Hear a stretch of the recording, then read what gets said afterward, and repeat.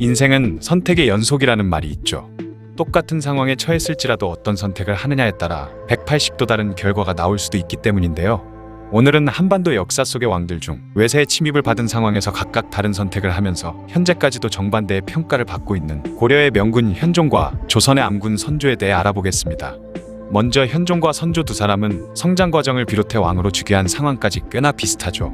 현종은 정식혼을 거친 부부도 아닌 사통으로 태어난 고려왕실의 불결한 사생아였으며 그가 왕으로 즉위하게 된 과정도 합법적인 절차가 아닌 강조의 군부 쿠데타로 옹립된 탓에 불안한 정치적 입지를 가지고 시작하게 되었습니다. 선조는 중종의 대군도 아닌 후궁태생 왕자인 덕흥군의 아들로 태어난 반개왕족이었지만 명종이 직접 왕위 계승을 인정했기에 현종보다는 그래도 조금 나은 상황이었죠. 이들은 처음으로 외세의 침략을 겪었을 때 대처 또한 비슷했습니다. 현종은 2차 여요전쟁이 일어나자 수도 개경을 버리고 나주까지 피난을 갔으며 선조는 임진왜란 때 수도 한양을 버리고 의주까지 피난했죠. 당시 고려는 건국 초부터 이어져온 호족연합체의 성격이 남아있었기에 현종은 왕이라는 신분에도 불구하고 생명의 위협을 느끼거나 정치적으로 무시를 받는 등 순환을 겪었습니다.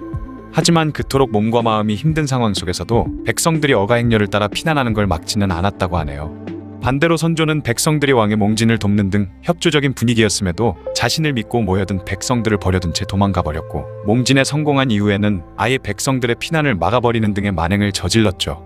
현종은 몽진을 떠나기 전이나 후에도 직접 완산주와 무진주, 나주 지역을 순시하며 비록 자신이 피난 중이기는 하지만 전쟁으로 불안한 민심을 직접 안정시키려고 노력한 반면 선조는 아들인 광해군에게 모든 책임을 떠넘기고 위주까지 도망간 걸로도 모자라 상황이 점점 불리해지자 아예 명나라로 넘어갈 마음을 품었는데 그나마 신하들이 결사적으로 말리는 바람에 겨우 선조의 빤스런을 막을 수 있었습니다.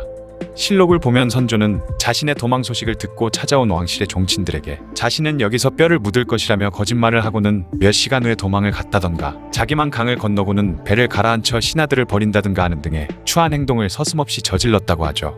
현종은 비록 2차 여요전쟁에서는 몽진을 가야 하는 치욕을 겪었지만 3차 여요전쟁 때는 철저하게 대비를 하고 기다렸습니다. 거란의 장수 소배합은 어떻게든 현종만 잡으면 된다는 생각으로 무리를 하면서까지 급히 개경으로 달려왔지만 그들을 기다리고 있던 것은 엄청나게 보강된 개경의 성문과 성벽 그리고 개경의 본성을 철통같이 엄호하는 송악산의 산성이었죠.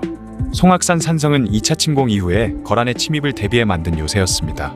그리고 현종은 개경 주변의 마을을 초토화시키는 청야전술을 펼치며 거란군이 먹을 식량을 남겨두지 않는 치밀함을 보였고 먹을 것이 떨어진 소배합의 요나라군은 결국 후퇴를 할 수밖에 없었죠.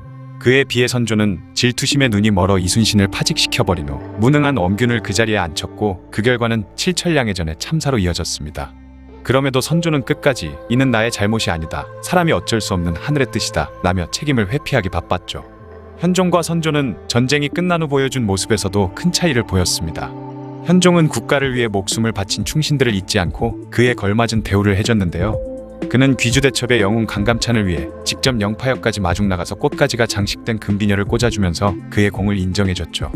그리고 목숨을 걸고 고려를 지켜낸 양교와 김숙흥을 사만 벽상공신에 봉했으며 그 외에도 나라를 위해 중요한 일을 했거나 자신에게 도움을 줬던 이들에게는 직접 감사의 마음을 표시했고 전쟁으로 인해 굶주린 백성들에게 각종 생필품을 지급했는데 그 중에서도 70세 이상의 노인에게는 토지를 지급하고 세금까지 면제해줬다고 합니다.